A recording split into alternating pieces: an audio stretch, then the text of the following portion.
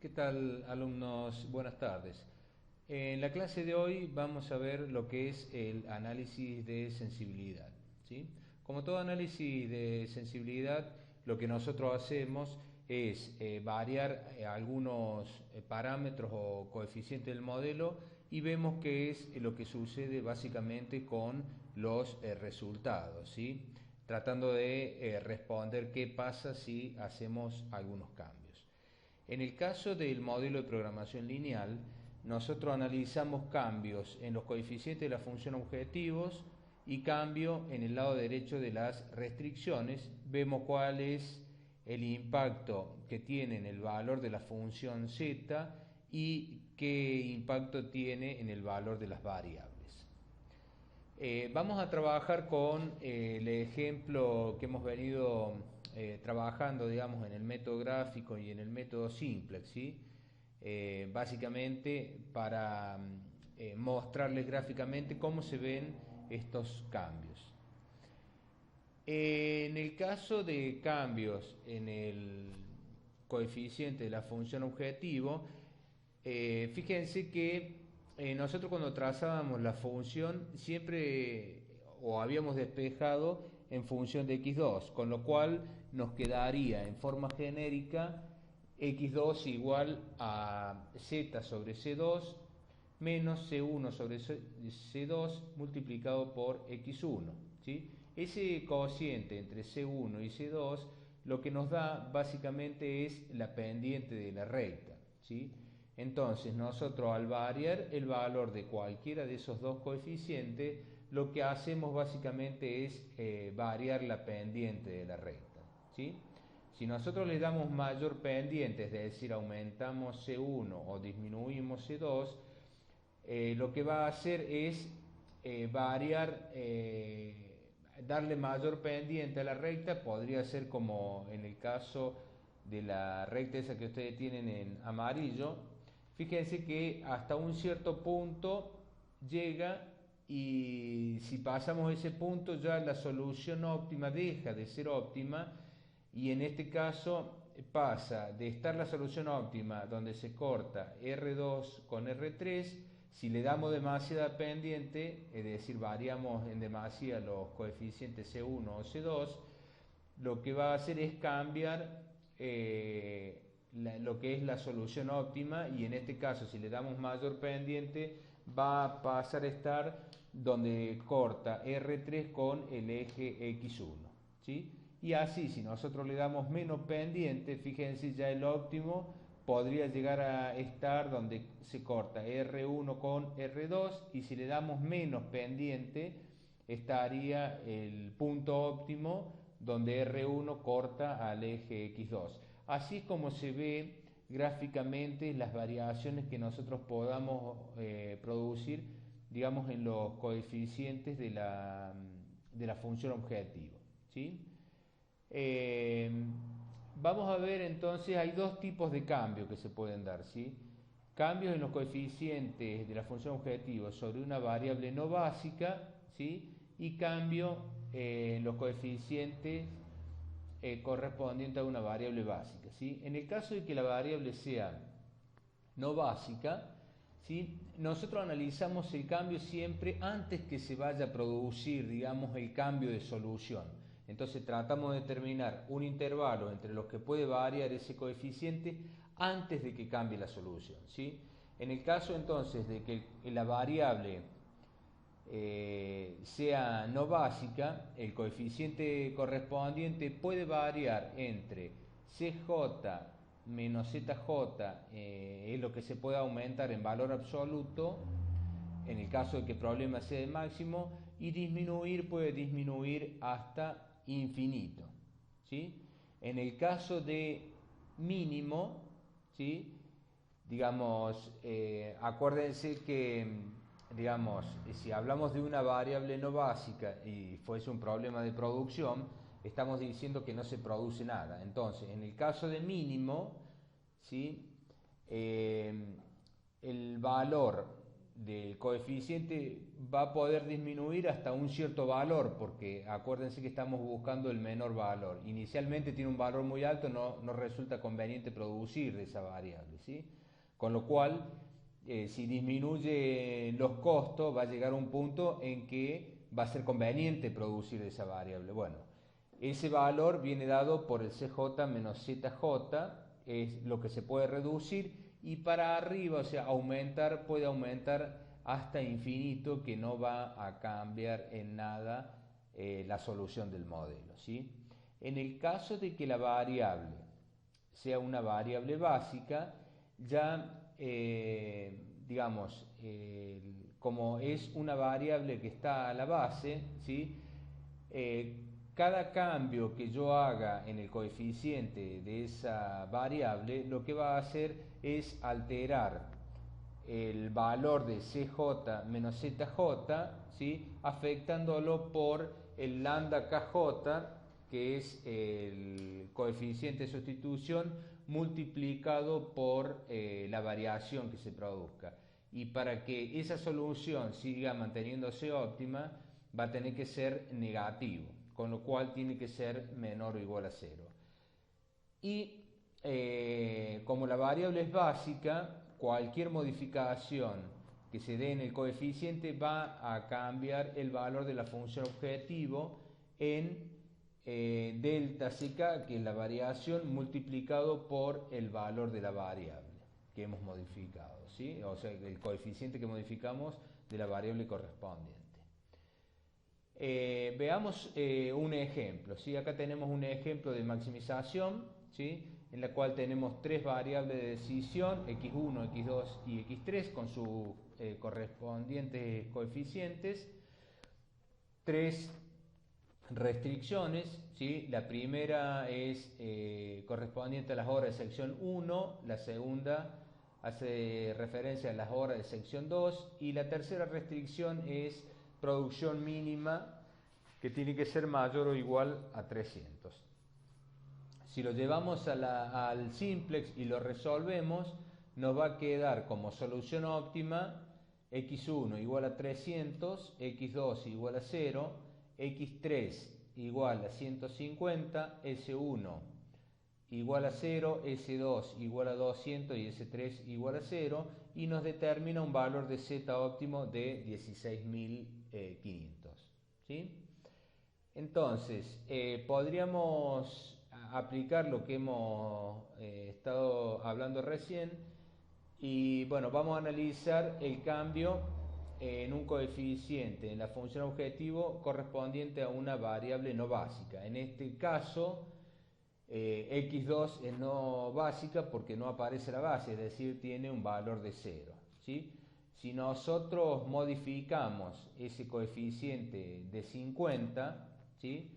Bueno, queremos determinar hasta qué punto puede variar ese coeficiente, ¿sí? Entonces dijimos, lo que se podía aumentar venía dado por el CJ menos ZJ en valor absoluto, por supuesto a la altura de la variable que nosotros estamos analizando, ¿sí? Y nos va a determinar entonces que el coeficiente C2 puede aumentarse en 5 y disminuir hasta infinito, digamos, ¿sí?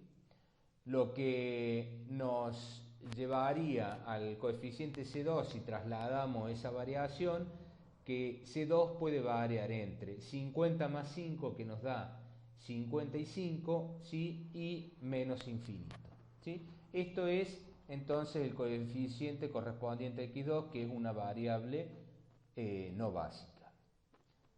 Veamos ahora qué sucede si se produce un cambio en un coeficiente de la función objetivo correspondiente a una variable básica, ¿sí?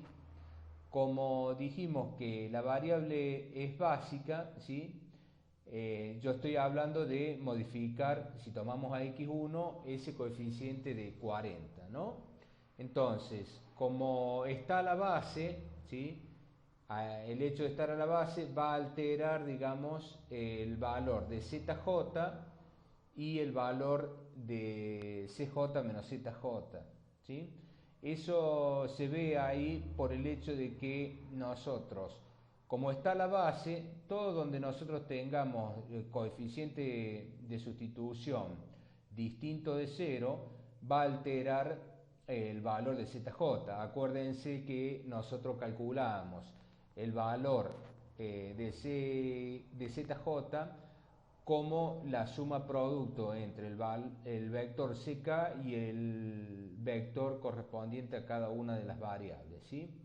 Con lo cual, ¿sí? Donde yo tenga valor a la altura, en este caso, de la tercera restricción, fíjense, tengo, bueno, 1 a la altura de x1, pero en ese caso no variaría el ZJ, ¿sí? Y después tengo 1 que está a la altura de x2, lo que está encerrado en círculo azul, y menos 1 que está a la altura de S3, ¿sí? En ese caso va a alterar o va a cambiar el valor de ZJ, ¿sí? Y va a cambiar el CJ menos el ZJ, ¿sí? Aplicando esa formulita, ¿sí? Para el primer valor que tenemos a la altura de x2 encerrado con el círculo azul, nos va a quedar.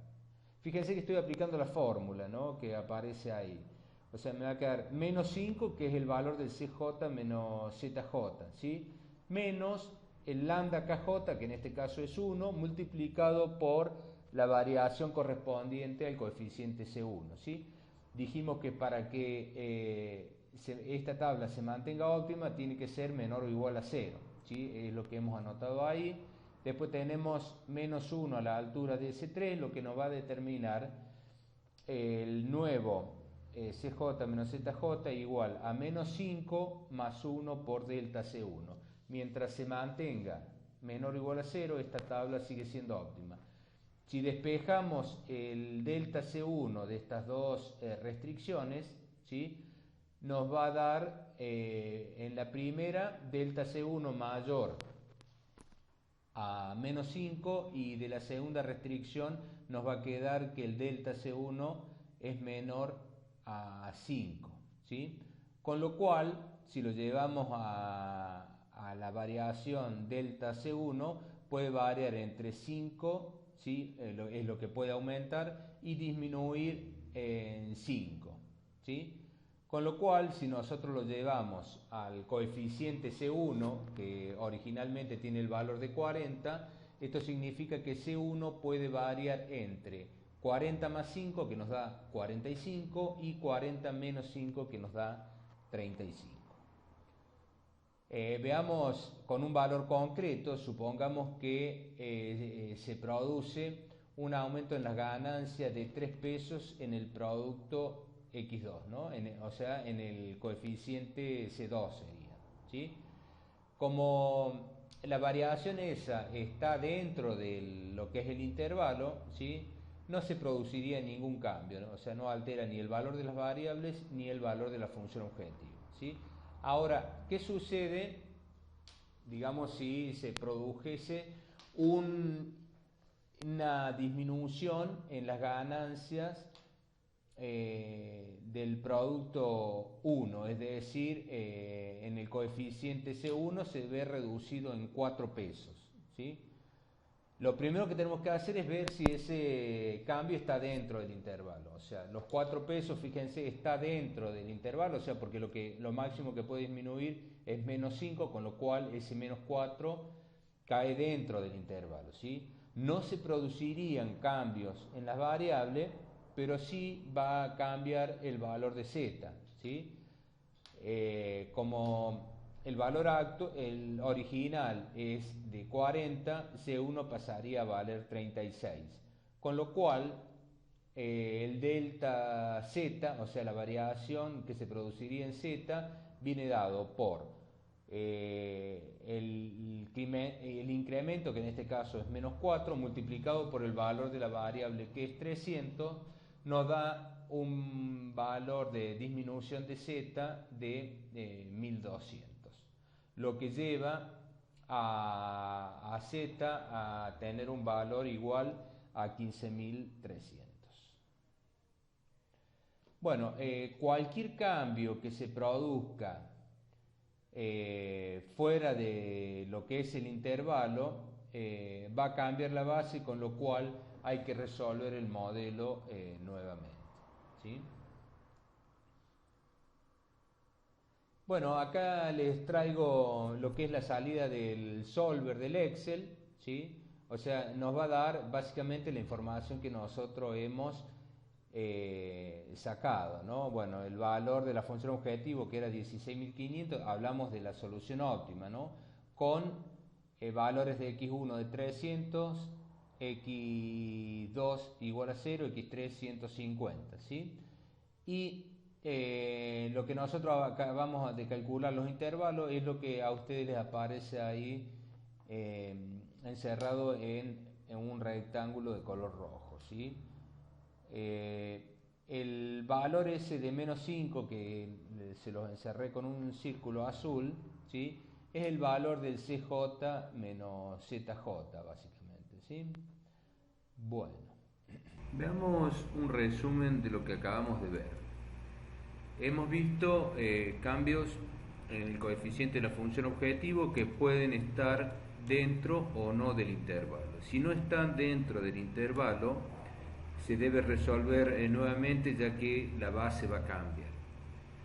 Si la variación está dentro del intervalo, ¿sí? Hemos analizado cambios en lo que es el coeficiente de la función objetivo correspondiente a una variable no básica, lo cual, si está dentro del intervalo, no se modifica nada.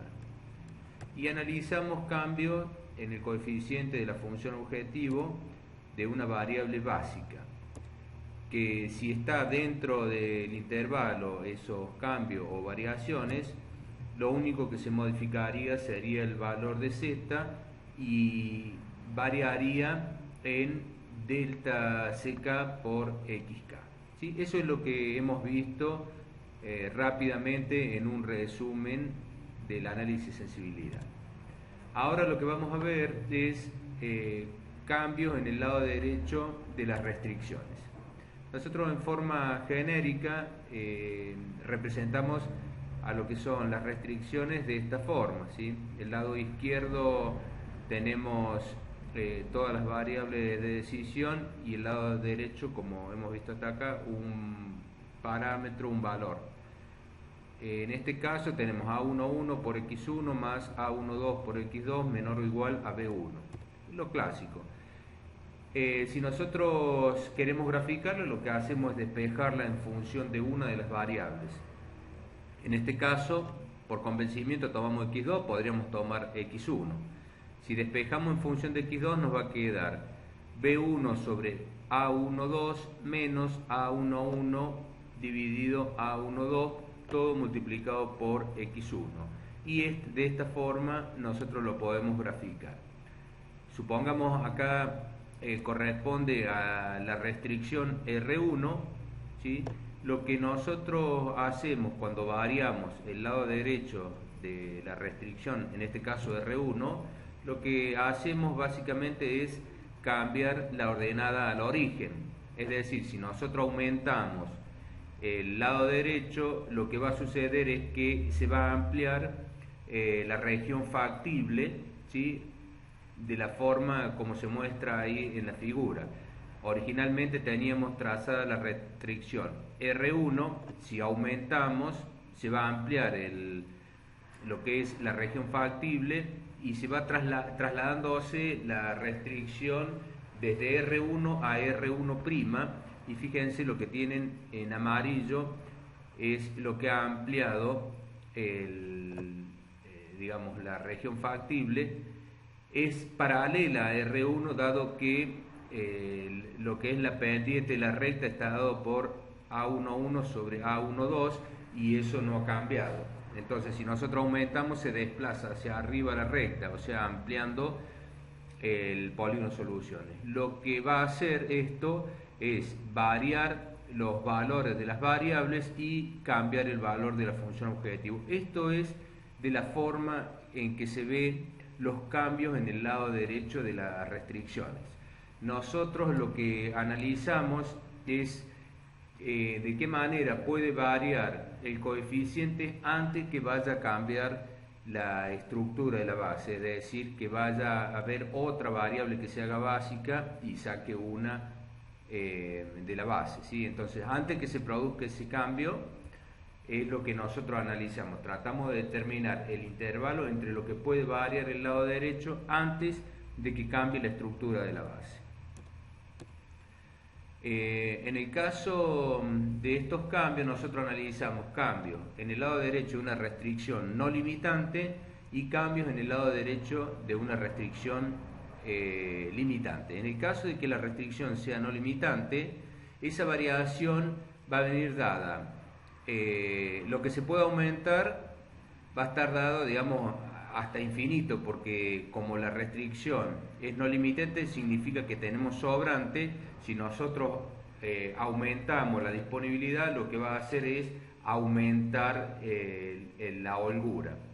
Y en el caso de disminuir, se puede disminuir hasta justamente el valor de la variable de holgura que está asociada, ¿sí? En el caso, este sería restricción tipo menor o igual. En el caso de que sea una restricción no limitante del tipo mayor o igual, ahí cambia, digamos, lo que se puede aumentar sería justamente el valor de la variable de excedente, sería porque acá se trata de una restricción tipo mayor o igual, y disminuir puede disminuir hasta infinito. En el caso de que la restricción sea limitante del tipo menor o igual, ¿sí? Si nosotros hacemos la variación en el lado derecho y resolvemos el modelo de programación lineal, vamos a llegar a la conclusión de que los valores de las variables van a cambiar, ¿sí? Modificándose delta B, que es la variación, multiplicando por el lambda IJ, que está a la altura, digamos, de la variable de holgura a la que está asociada la restricción, ¿sí? De la forma en que está la función. Esto lo podemos comprobar resolviendo el modelo de programación lineal con esa variación, y llegamos a esta conclusión. Como estamos hablando de las variables, los valores de las variables, por la condición de no negatividad, se tienen que mantener mayor o igual a 0, ¿sí? Con lo cual, nosotros, bueno, resolvemos este sistema y despejamos el valor de delta I, y nos va a dar el intervalo entre lo que puede variar el lado derecho, en este caso de una restricción que es limitante. Como van a cambiar los valores de las variables, no cambia la estructura a la base si el cambio está dentro de lo que es el intervalo, pero también va a cambiar el valor de z de la siguiente forma. Va a venir dado por delta BI multiplicado por el precio dual de asociado, digamos, a la restricción correspondiente. En el caso de que sean restricciones de igual o de mayor o igual, vamos a tener que usar las tasas de sustitución de la variable artificial. Veamos lo que acabamos de decir con el ejemplo que veníamos trabajando. Supongamos que queremos determinar el intervalo entre lo que puede variar el lado derecho de la segunda restricción. Como puede verse, la segunda restricción se trata de una restricción no limitante, dado que la variable de holgura asociada aparece a la base con un valor positivo, ¿sí? Con lo cual indicaría que esta restricción es no limitante. Si aplicamos la fórmula que habíamos planteado, el intervalo va a venir dado por lo que se puede disminuir, que sería el valor de la variable de holgura, que en este caso es 350, y puede aumentar hasta infinito, ¿sí? Si nosotros lo llevamos al valor B2, que originalmente tenía un valor de 800, lo que se puede reducir es 350, con lo cual nos quedaría en 450, y puede aumentar hasta infinito.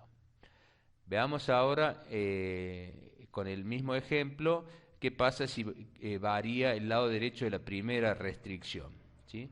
Si aplicamos la fórmula, dijimos que se iba a alterar el valor de las variables en función de delta BI ¿sí? Y los lambda y j correspondiente a la variable de holgura, es decir, al vector que está a la altura de S1, ¿sí?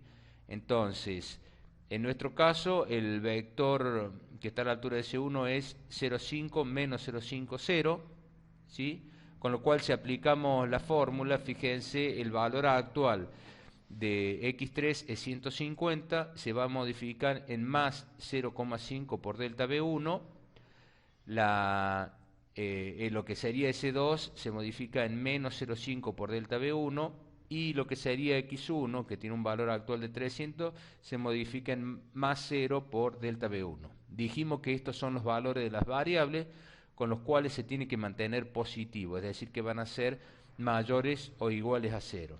Entonces, de la primera y segunda inecuación sale que delta B1 tiene que ser mayor o igual a menos 300, y de la segunda que delta B1 va a ser menor o igual a 700. De la tercera restricción, como aparece 0 multiplicando a delta B1, no tendría restricción por ese lado. Veamos entonces qué nos quedaría. Entonces la variación va a ser entre 300, que es lo que se puede disminuir, y 700. Con lo cual, el lado derecho, que originalmente tenía un valor de 1200, si le restamos 300, que es lo que puede disminuir, nos queda en 900. Y si le sumamos a 1200 700, nos va a quedar 1900. O sea que el lado derecho de la primera restricción puede variar entre 900 y 1900. Entonces, si lo vemos con números, ¿sí? Supongamos que en la segunda restricción se produce un incremento de 200 unidades en las horas de sección 2, ¿sí? Lo que tenemos que hacer primero es ver si está dentro del intervalo. Como puede verse, la variación de B2 puede ir entre 350, es lo que puede disminuir, y infinito es lo máximo, digamos, que se le puede dar. O sea, está dentro del intervalo las 200 horas, con lo cual no produce ningún tipo de cambio. Por el lado de la primera restricción, supongamos que se disminuyen en 100 unidades las horas. ¿Qué es lo que sucede? Bueno, lo primero que tenemos que ver es si está dentro del intervalo. Como la variación puede ir en 300, lo que puede disminuir y aumentar en 300, ¿sí? Está dentro del intervalo. Con lo cual va a cambiar, el lado B1 se va a ir a 1100 unidades, ¿sí? Con lo cual la variación de Z va a ser igual al delta B1 por Y sub 1, ¿sí? Que en nuestro caso sería los menos 100, que es la disminución, y el valor de la variable dual es de 15, con lo cual se va a ir a menos 1500 pesos la variación, ¿sí? Lo que originalmente teníamos de 16.500 se va a ir a 15.000. En el caso de los valores de las variables, ¿sí? Bueno, se va a ver afectado x3 en la proporción esa de los coeficientes de la tasa de sustitución que estaban a la altura de C1, por supuesto, ¿no? Entonces, x3, que valía 150, si el delta B es 100 por 0,5, ¿sí? Va a disminuir en 50, con lo cual x3 se va a 100. ¿Sí? En el caso de S2, que tenía un valor original de 200, como a la altura de S1 teníamos la tasa de 0,5, ¿sí? Se va a ver aumentada en 50, con lo cual va a llevar al valor de S2 a 250, ¿sí? Y el valor de Z, como dijimos recién, va a estar en 15.000, ¿sí? Bueno, cualquier cambio que se dé fuera del intervalo, ¿sí? Va a cambiar la base, lo cual nosotros tenemos que resolverlo nuevamente, ¿sí? Bueno, acá les traje la salida de máquina del solver del Excel, ¿sí? Y bueno, fíjense, por supuesto vamos a tener los mismos valores, ¿no? Nosotros hicimos los cálculos para la primera y segunda restricción. Fíjense, La primera restricción dijimos que lo que podía aumentar era en 700 y disminuir en 300, ¿sí? Para lo que es la segunda restricción puede aumentar hasta 1 por e a la más 30, eso significa infinito básicamente, ¿sí? Y 350. Y después tenemos, en el caso de la demanda mínima, ¿sí? Lo que se puede también aumentar y disminuir, que lo pueden calcular, ¿sí? Bueno, lo que tienen ahí es también el precio sombra, ¿sí? O que está asociado al valor dual, digamos, de la variable a la cual está asociada la restricción, ¿no? Para que lo tengan en cuenta. Bueno, en resumen, lo que nosotros acabamos de ver es cambios en el lado derecho de las restricciones, ¿sí? Entonces, puede que esté o no dentro del intervalo, ¿sí? Si no está, si la variación que demos en el lado derecho cae fuera del intervalo, se tiene que resolver nuevamente dado que la base cambia, ¿sí? En el caso de que los cambios se produzcan dentro del intervalo, ¿sí? Nosotros diferenciamos lo que son restricciones no limitantes, que si el cambio está dentro del intervalo, básicamente no se modifica nada, ¿sí? O sea, digamos, en realidad se modificaría el valor de la holgura, no afectaría la solución en absolutamente nada. En el caso de que la restricción sea limitante, ¿sí?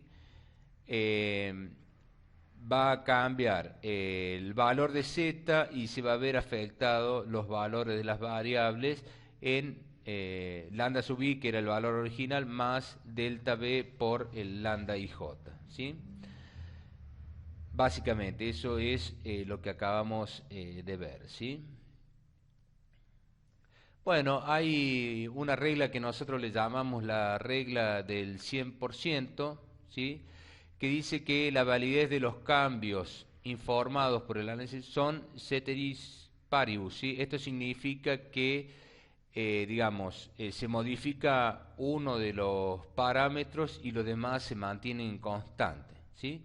No obstante, bueno, existe una regla práctica conocida como la regla del 100%, la cual sostiene que para considerar cambios simultáneos, o sea, podríamos considerar cambios simultáneos, ¿sí?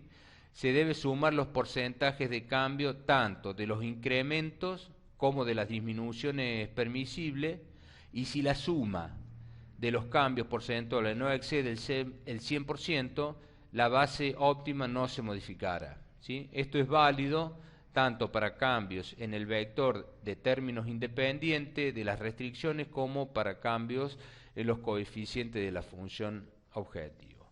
Bueno, con esto hemos finalizado por hoy la clase de sensibilidad. Desde ya, muchas gracias.